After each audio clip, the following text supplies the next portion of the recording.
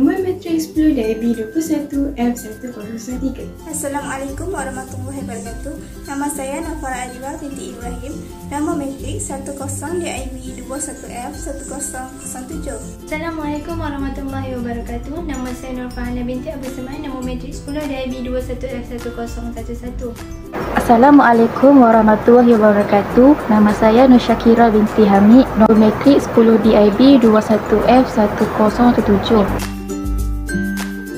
Hari ini saya akan menerangkan pengenalan untuk tajuk pembentangan kami, iaitu ibadah solat merupakan ibadah yang menghubungkan manusia secara langsung dengan Allah SWT. Solat merupakan perkara yang penting dan juga menjadi satu paksi utama keimanan bagi seorang mukmin. Solat ialah rukun Islam yang kedua selepas mengucap dua kalimah syahadah. Solat merupakan tiap agama yang difardukan ke atas orang Islam yang mukallaf.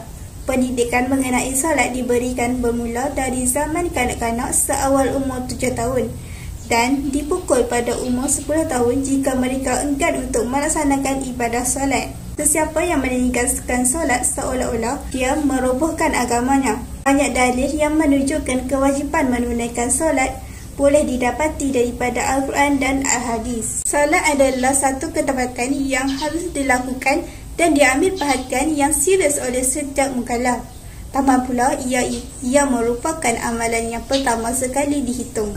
Saya akan menjelaskan pengertian solat dari segi istilah dan juga bahasa beserta dalil kewajipan solat kepada umat Islam. Solat menurut bahasa ertinya adalah doa, manakala daripada segi istilah adalah beberapa ucapan dan perbuatan yang dimulakan dengan takbir dan disudahi dengan salam beserta syarat-syarat yang ditetapkan. Sunnah Rasulullah SAW daripada Abdullah bin Umar anhuma, Rasulullah SAW, Nabiyyu Islamu ala hasmi sahadatin an la ilaha illallah wa an Muhammadar Rasulullah wa iqami sholati wa itami zakati wal hajat wa saumin ramadana. Maksudnya, dibina Islam atas 5 perkara: pengaksian bahawa tiada Tuhan yang disembah melainkan Allah dan bahawa Muhammad itu utusan Allah, mendirikan solat, menunaikan zakat, melaksanakan haji dan berpuasa di bulan Ramadan. Riwayat Al-Bukhari dan Muslim. Imam Al-Haramain Al-Juwaini berkata, maksudnya solat itu adalah tiang agama, maka barang siapa yang meninggalkan solat, nescaya dia telah meruntuhkan agama. Dalil bagi wajib solat adalah seperti berikut, seperti dari dalam Al-Quran, iaitu ya ayyuhallazina amanu raka'u wasjudu wa'budu rabbakum wa'af'alu khaira la'allakum tuflihun. Maksudnya adalah, hai orang-orang yang beriman, rukuklah kamu, sujudlah kamu, sembahlah Tuhanmu, dan perbuatlah kebajikan supaya kamu mendapatkan kemenangan. Dalil ini mengisahkan tentang kewajipan solat kepada orang Islam. Solat adalah tiang agama bagi seluruh umat Islam. Umat Islam wajib menunaikan solat fardu walau di mana jua berada. Terdapat 4 keutamaan solat berbanding ibadah-ibadah lain yang sama kewajipannya kepada umat Islam untuk mematuhi dan melaksanakan. Antara 4 keutamaan solat ialah: yang pertama, mengingati Allah. Sebagai umat Islam melakukan solat 5 waktu bagi menjadikan seseorang hamba itu selalu mengingati Allah terhadap kenikmatan yang diberikan olehnya. Dari surah Al-Taha ayat 14 yang bermaksud, sesungguhnya aku ini adalah Allah, tidak ada Tuhan yang hak selain aku, maka sembahlah aku dan dirikanlah solat untuk mengingati aku. Oleh itu, melakukan solat fardu hukumnya adalah wajib bagi umat Islam, dan sebagai umat Islam haruslah sentiasa bersyukur ke atas nikmat-nikmat yang Allah berikan supaya kita sentiasa mengingati Allah untuk yang maha berkuasa dan maha penyayang. Keutamaan solat yang kedua ialah mencegah perbuatan keji dan mungkar. Solat dapat mengelakkan diri daripada melakukan perkara-perkara yang dilarang oleh Allah. Oleh kerana itu, melakukan ibadah solat, kita akan sentiasa dilindungi oleh Allah daripada melakukan mungkar dan dapat meningkatkan ketakwaan kita terhadap Allah. Ia juga akan menguatkan lagi keimanan dalam diri kita agar kita mudah melakukan perintah-perintah yang disuruh oleh Allah. Yang ketiga, menghapus dosa. Rasulullah SAW bersabda, tidak sekali-kali seseorang mukmin melakukan sesuatu dosa kecil lalu ia melakukan wuduk dan solat 2 rakaat melainkan diberikan ampunan baginya atas dosanya itu. Melakukan perbuatan yang baik seperti melakukan solat fardu dapat menghapuskan dosa-dosa terdahulu serta mendapat ganjaran pahala yang berlipat kali ganda. Akhir sekali, solat adalah cahaya bagi pemiliknya. Pada hari kiamat, solat akan menjadi cahaya dan menerangi orang yang selalu menjaga solat 5 waktu. Ini adalah satu keistimewaan yang wajib umat Islam miliki untuk mendapatkan syurga Allah. Umat Islam haruslah menjaga solat fardu agar kita dapat cahaya itu dan bersama-sama dengan orang beriman. Seterusnya, saya akan menerangkan mengenai 4 kelebihan nuksos, iaitu kelonggaran solat yang Allah SWT berikan kepada golongan bermusafir serta orang-orang sakit. Antara 4 kelebihan nuksos kepada golongan bermusafir iaitu pertama sekali, perjalanannya diberkati oleh Allah SWT kerana melaksanakan kewajipan Allah walaupun di mana sahaja. Kedua ialah perjalanannya menjadi mudah dan juga lancar. Ini kerana Allah SWT akan memudahkan urusan hambanya jika mereka sentiasa melaksanakan perintahnya. Ketiga ialah memberi ketenangan hati seperti merasa selesa dan selamat ketika di dalam perjalanan. Yang akhir sekali ialah akan mendidik jiwa supaya lebih berdisiplin seperti mendidik diri supaya sabar untuk sampai ke destinasi. Seterusnya, 4 kelebihan rukhsas kepada orang-orang sakit. Pertama ialah menunjukkan Islam agama yang mudah, boleh melaksanakan perintahnya walaupun ketika sakit. Kedua ialah membuktikan Allah SWT sayang akan hambanya dengan memberi kelonggaran kepada mereka yang sakit. Ketiga ialah umat Islam dapat menunaikan kewajipan dalam sebarang keadaan. Akhir sekali, yang keempat ialah laksanakan kewajipan mengikut kemampuan dan tidak memaksa umatnya untuk melakukan sesuatu yang tidak mampu. Saya akan menerangkan tentang 4 faktor serta langkah mengatasi masalah pengabaian solat dalam kalangan masyarakat Islam masa kini. Antara faktor masyarakat Islam masa kini mengabaikan solat ialah kerana kurangnya didikan agama. Hal ini diberi penekanan terhadap tanggungjawab ibu bapa terlebih dahulu. Ibu bapa kini tidak memberikan didikan agama yang sempurna kepada anak-anak ketika mereka masih kecil, walaupun mereka menyedari bahawa didikan agama yang sempurna dapat dijadikan pedoman hidup.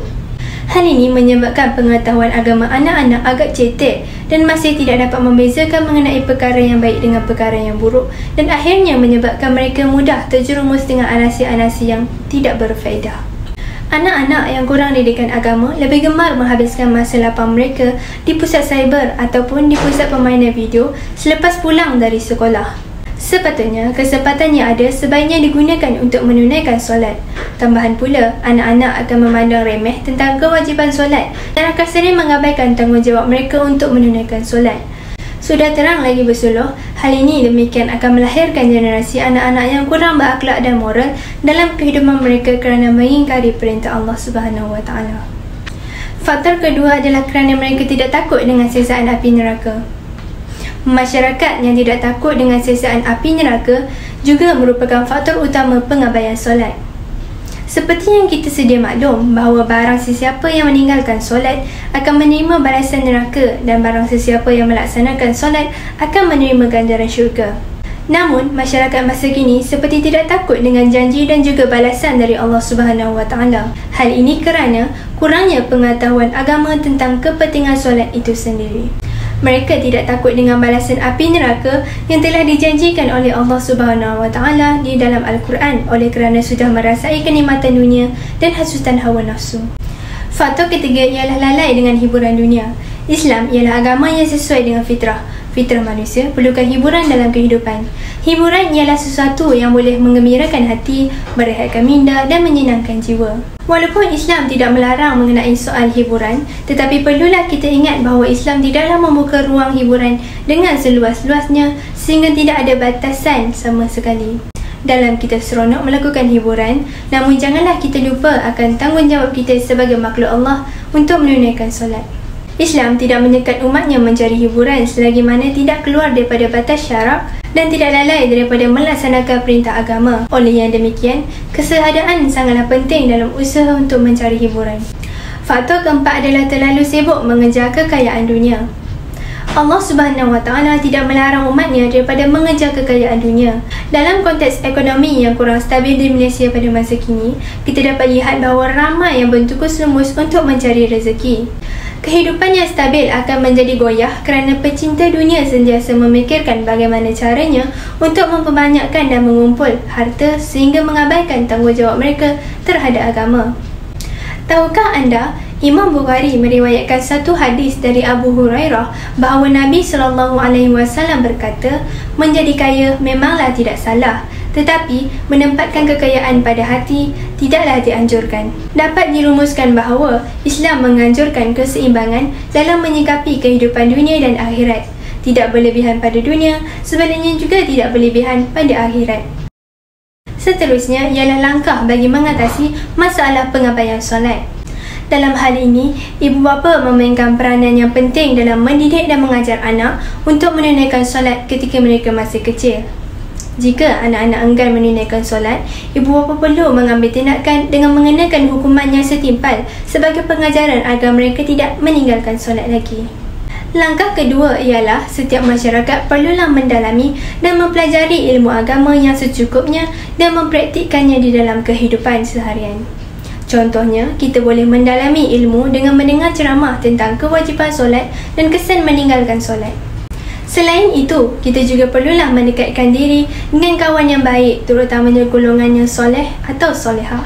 Hal ini dapat mengubah kita menjadi seorang individu yang mempunyai akhlak yang baik juga. Ini kerana kawan yang baik akan mengajak kita untuk mendekatkan diri kepada Allah Subhanahu Wa Taala dan kita tidak mudah terpesong dengan hiburan dunia. Langkah terakhir ialah kita perlulah berusaha mencari waktu yang terluang untuk menunaikan solat sewaktu bekerja. Jika kita tidak diberi peluang oleh majikan untuk menunaikan solat, kita digalakkan untuk mencuri waktu kerja sebentar untuk menunaikan kewajipan solat. Ini demi mencari keredaan Allah dalam kita mencari rezeki. Kita hendaklah mengetahui dan meyakini bahawa Allah Subhanahu Wa Taala adalah pemberi dan penentu rezeki. Saya akan menjelaskan kesimpulan bagi keseluruhan tajuk ini.